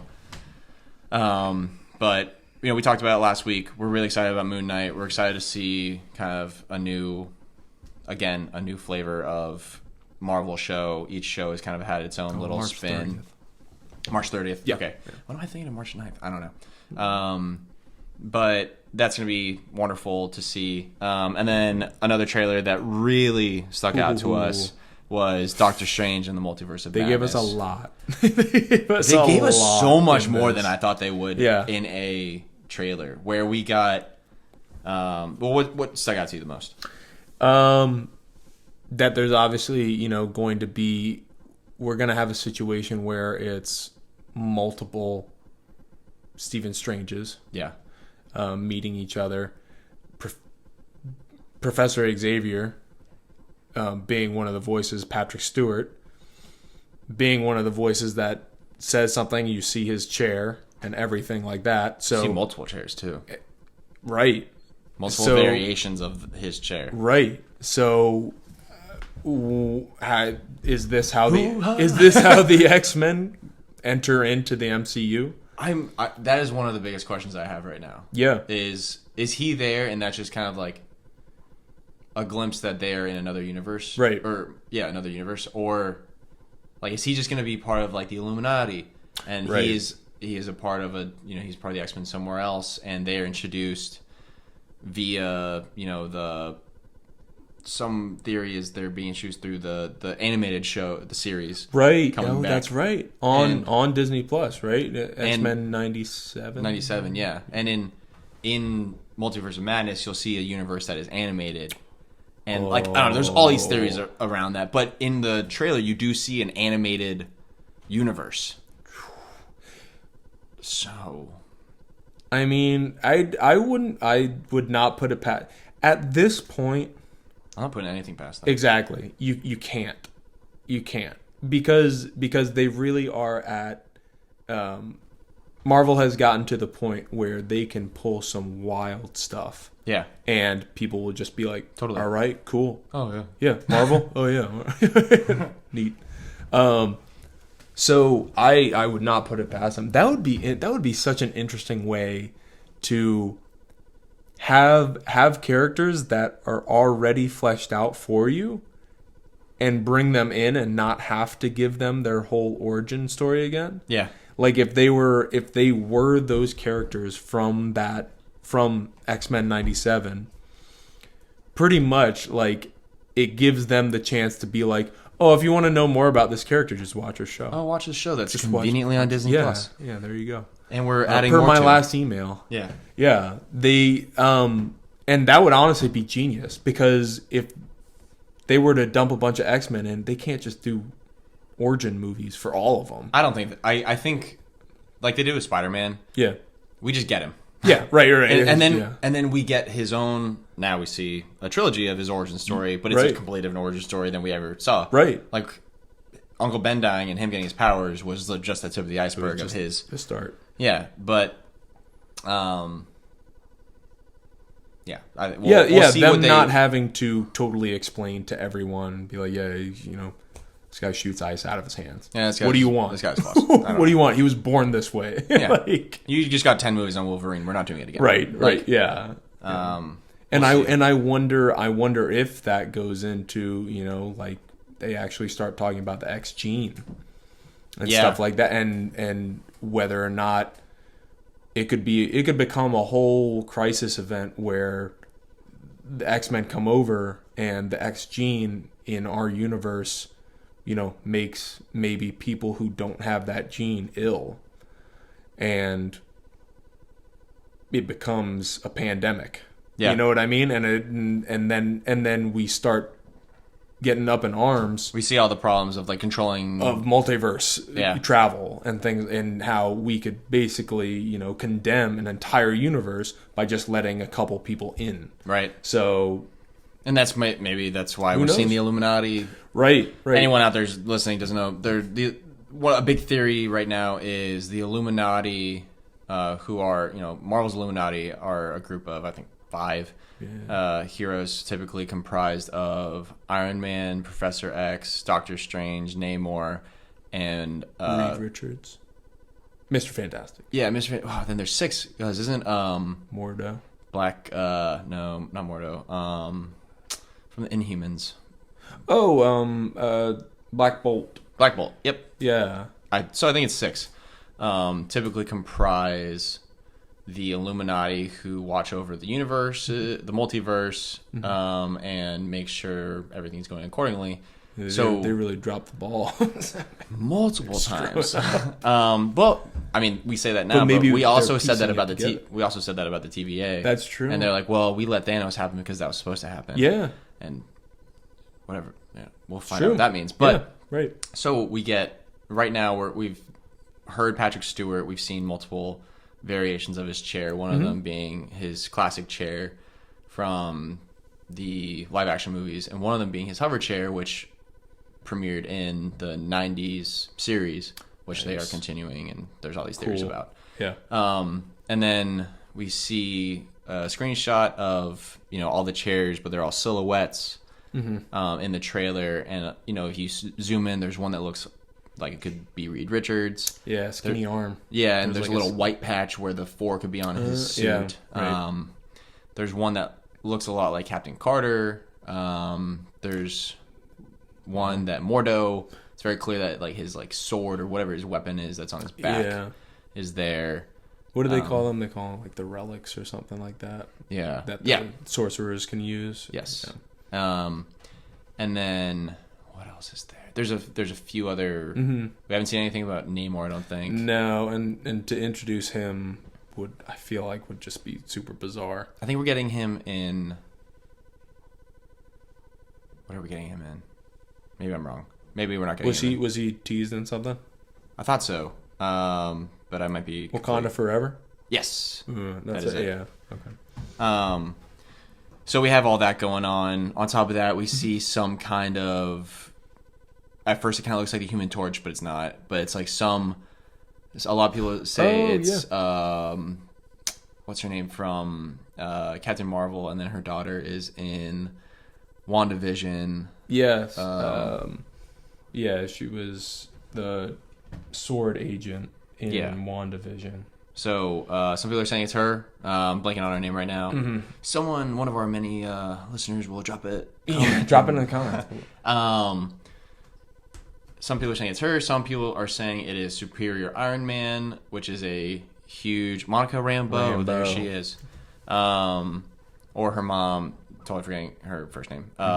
But we're also getting a lot of theories that Superior Iron Man is going to be in this, a variant of Iron Man, played by Tom Cruise, who originally went for Iron Man, but didn't want the part after he knew how much time would have the helmet on. Right. And now Superior Iron Man, that version of Iron Man, that variant, does not wear a helmet. Yeah. So a lot of people are saying we're going to see Tom Cruise as Iron Man in this movie. I wouldn't hate it. I wouldn't be huge on it. Tom Cruise just gives me the creep sometimes. I'm not a big Tom Cruise guy. Yeah. I think my main point is if we get an Iron Man, I don't want it to be Robert Downey Jr. because I agree. I want that to be closed off. Yes. He was everything. I should never see him again unless it is a recording or something like an Ironheart or something like that. But he was perfect. Yep. I can't get over how well they concluded his story because the minute they draw attention to the fact that another Tony Stark, another Robert Downey Jr. Tony Stark is alive in a bunch of other multiverses, it takes away the fact that he sacrificed himself in this one multiverse, in this one universe. So that's why I think I'm okay with not necessarily Tom Cruise, but anyone else. Anyone else. That'd be fine. And one thing to note, about Superior Iron Man is he's a bad guy. Like he's not the Iron Man that we're all expecting, who's like, come in with some quips, he might be, a D-bag every once in a while, but he's a good guy. Yeah. Superior Iron Man is a bad guy. Like, oh, I didn't know that. Yeah, like he in the comics, he ends up creating some sort of app that he uses as it's almost like a genetically modifying app. It modifies people's biological looks, and gives them it makes them feel at their like peak performance. It makes them look like a supermodel. It makes them be the best them they could ever be. And he gives everyone a 2-day trial of it, or a week trial of it, or something like that, and gets everybody used to living as their perfect self, and then basically says, okay, $100 a day. Oh my gosh. For everyone. So he monetizes it and basically shows everyone what they could be, and then says, oh, well, you're going to have to pay me if you want to continue. That's evil. That. Yeah. So he's a bad guy. He's not a we don't like good him. Dude. Well, we'll see how that pans out. We could talk about this trailer for a long time. I mean, we haven't talked about like America Chavez or like what Mordo is going to be doing. Oh yeah. Or the Doctor Strange Strangers. variant. Yeah. Different Strangers. A lot of stuff that we're seeing from the What If show popping up. Also, the new poster that they dropped has a bunch of Easter eggs. Oh really? Because there's it's them kind of like bursting through some shattered glass, and in the glass you can see a bunch of reflections, and like one of them is very clearly Captain Carter's shield. There's what some people are seeing Deadpool, some people are seeing a lot of X-Men stuff. No kidding. So there's a lot to unpack there.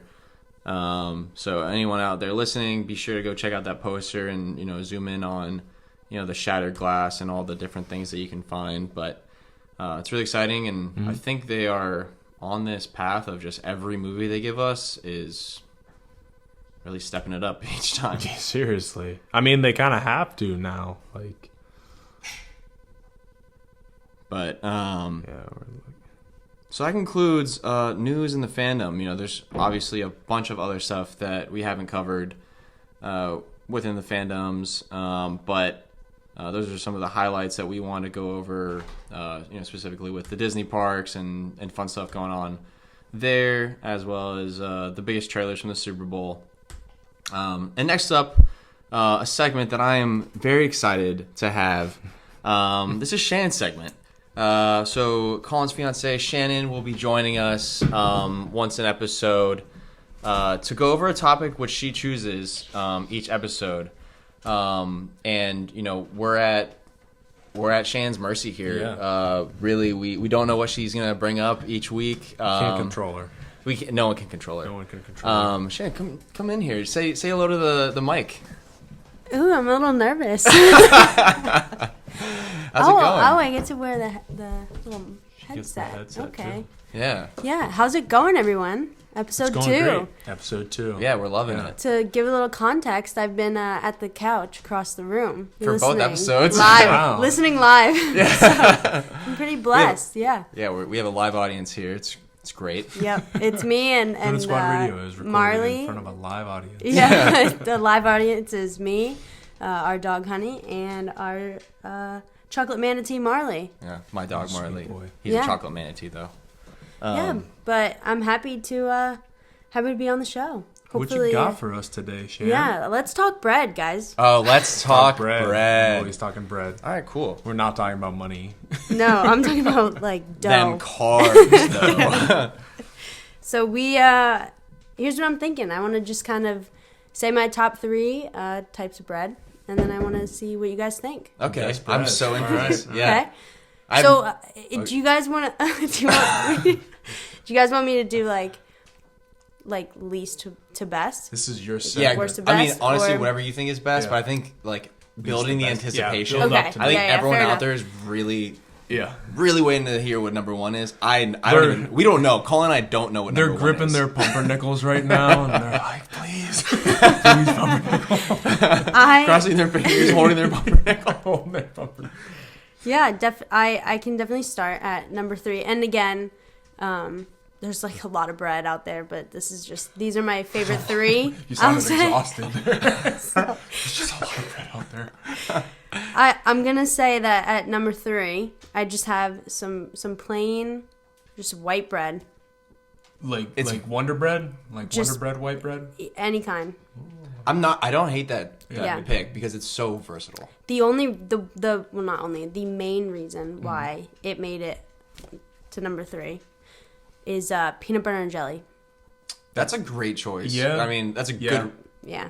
I mean, any sandwich really, but having a PB&J on like just soft, just like white bread. Yeah. yeah. So I guess my one quarrel with white bread, and I always have it. You take a big enough bite, that thing is stuck to the roof of your mouth it's plastered there. I kind of like it. It like adds a little I gotta bit get of a paint chipper and I don't mind dislodge that it from the top of the roof of my mouth. As long as I'm not talking to someone, I'll have some. As long as I'm alone when I eat this, it's great. No, I think that's all I really need to say about white bread. And number 2. All you said was that it was white bread. Adrian said the versatile thing. No. I said peanut butter and jelly. Peanut butter and jelly. Okay. Yeah. Okay, yeah. This is Shannon's segment. Yeah. Not Adrian's segment. I would say at number 2, Okay. Croissants. I don't love This that is choice. gonna cause some controversy. Isn't that a pastry? It's are we bread. saying Yeah, bread? it's bread. Okay. Oh yeah. Yeah. No, a croissant, because it's like, for those who don't want number 1, I won't say what number 1 is, but if you don't want number 1, you'll want You'll have to a come back croissant, next week. you know? Oh my gosh. You'll want a croissant. It's the flakiness. You can like make a sandwich out of it, a savory sandwich. You can also put like jam. You toast it. You can have a chocolate You can croissant. and you can eat it plain. You Like, totally can. All you plain Janes out there, like me, just Yeah. a plain croissant. Put it in the air fryer for like 3 minutes, and Look. you're good. What's the shelf life of a croissant? You can freeze them. Yeah. Also, I don't Can mind a you? stale croissant. Yeah. If I have a little, like, they're already so fluffy. A stale croissant's just like regular bread. Yeah, that's true. I guess that's true. Yeah. They dense up just a little bit. You can but- freeze them though, because if you get the packet like Costco, My mom gets the, Yeah. she'll get the ones from the Swiss bakery. Oh, yum. And they have chocolate ones and ham and cheese ones. See, ham and cheese. That I think a ham and cheese Yeah. croissant is something I can definitely get on board with. Yeah. 100%. yeah, that you sounds can do a lot of fantastic. things with it, for sure. I have some, before we get to number 1, I know we're all waiting for that, but I have some honorable mentions. Yeah. I like this. So- this is Dude, Well thought out. yeah. today. yeah. Honestly, I'll go We're now a bread podcast. I'll go with the worst honorable mention, and that would be just like English muffins. Or just muffins in general. They're good. You would eat one. Hang on. I know what you're gonna say, I know lump what you're an gonna say. English muffin with just muffins. Muffins, Very because different. they're Those both are two- muffins one's though. like They cake. have the same. No, they have the same word, and therefore I No, can use them to. It's my no. segment. yeah, but you don't get to change the rules of bread Yeah, because it's your yeah, you segment. can't- English just be like- muffins and muffins are both a type of muffin, so I'm allowed to say muffins.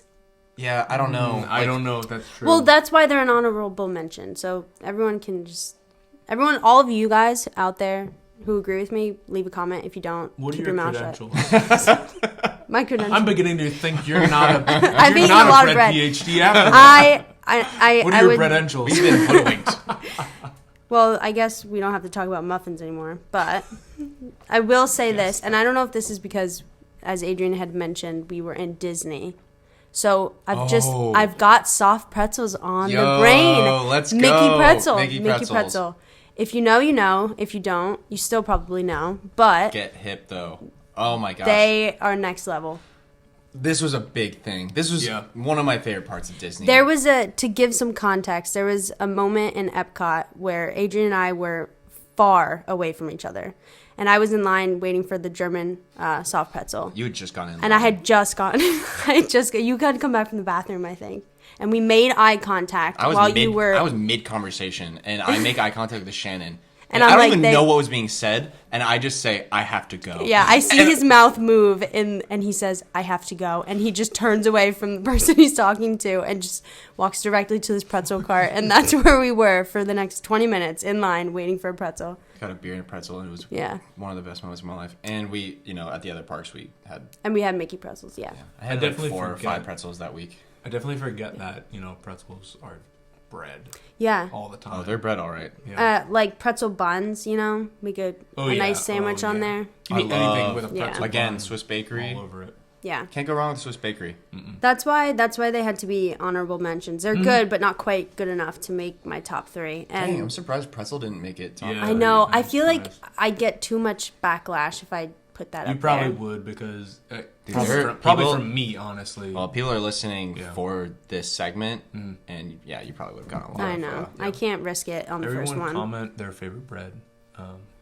Yeah. Please do, actually. Yeah. There's a lot I'd out love there. to I know. did my research before this, which leads me to number 1.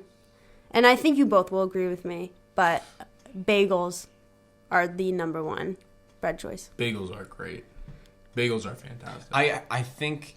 There's not one thing that you can think of that would not do well on a bagel. No, I think I agree with that. Yeah.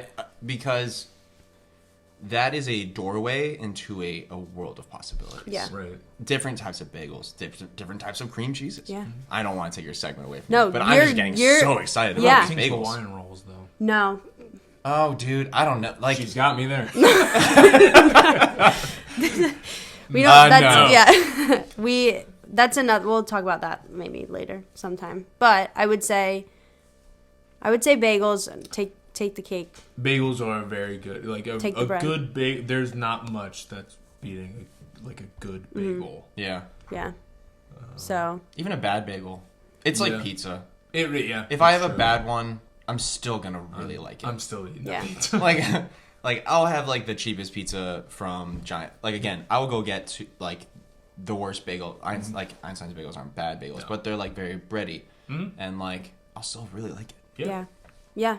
And so I figured we could wrap the segment is we go around and we all say our order, the order we would pick for a bagel. And I'll go first because it's my segment. I would choose an everything bagel toasted with veggie cream cheese. That's a good choice. Yeah. That's a good solid go to. Colin, what Oh, are you man. vibing with? A lot of people are going to get on me about this, but I gotta tell you right now, anybody who knows me knows that I have a crazy sweet tooth. Yeah, you do. Super sweet tooth. This is going to be disgusting. Whatever you're going to say. I'm going with a nice French toast bagel. Oh. French toast bagel with just, you know what? Give me that cinnamon almond schmear. Don't call it that. That they have. Don't call it that. I feel like I have diabetes.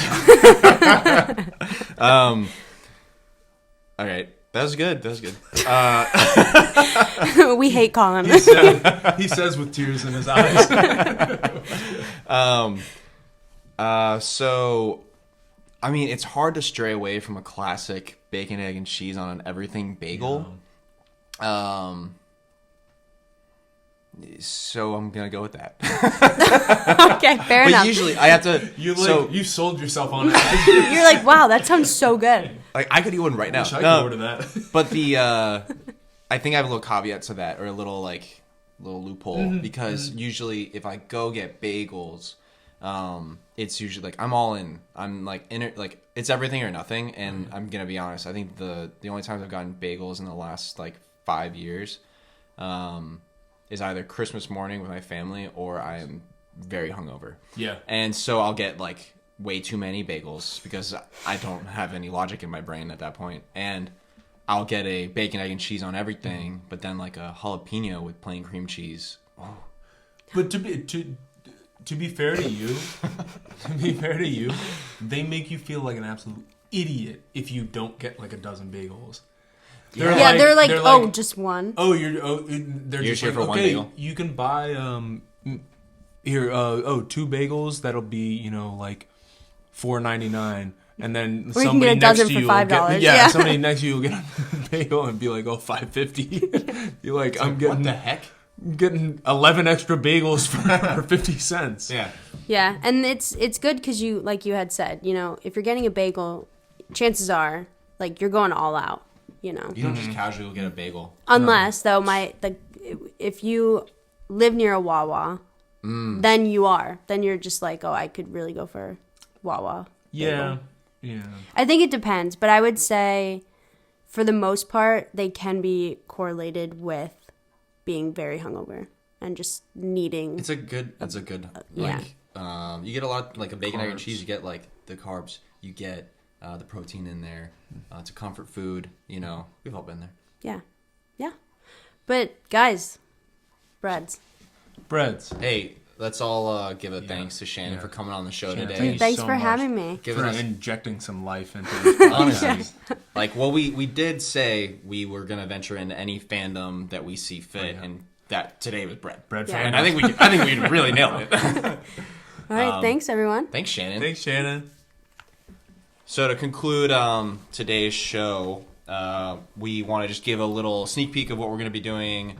Actually, next weekend. Next weekend. About a week from today. Yeah. So on March 1st, we are going to go see. Is it the first or the second? It's the second. No, it's a third. Thought it was a third. It's a Wednesday. We're going on the Wednesday. Second. Yeah. So on March 2nd, we are going to see The Batman with Robert Pattinson. Just going to destroy that role. I'm so excited to see him as... Yeah, he's going to kill it. I'm so excited to see him as Batman. We got tickets to go see it on this coming Wednesday, so tune in next weekend. We will be recording our initial reaction that night just on my phone.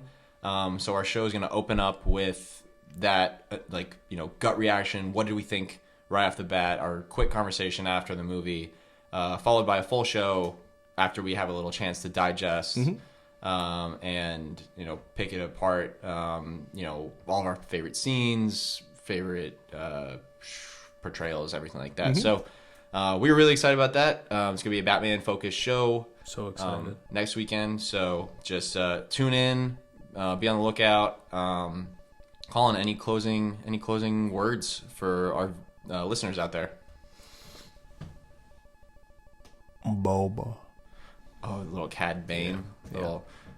Boba. It sounds like, when I do it sounds like Stitch. Boba. Boba Fett. We didn't even do our review of Boba Fett. We'll do it. We'll do it. We'll do it. Yeah, look at that. Now Hey, we liked it. Oh yeah, we enjoyed the show. Yeah. We'll do a full review. That's probably after Batman. Yeah. Man, we were just talking about, and we'll get to it later. Yeah. So if you have not followed us on Instagram, go follow us at Donut Squad Radio, all one word, just to keep up with any updates that we have, any news. We'll usually just be posting when we're recording and when our episodes are releasing.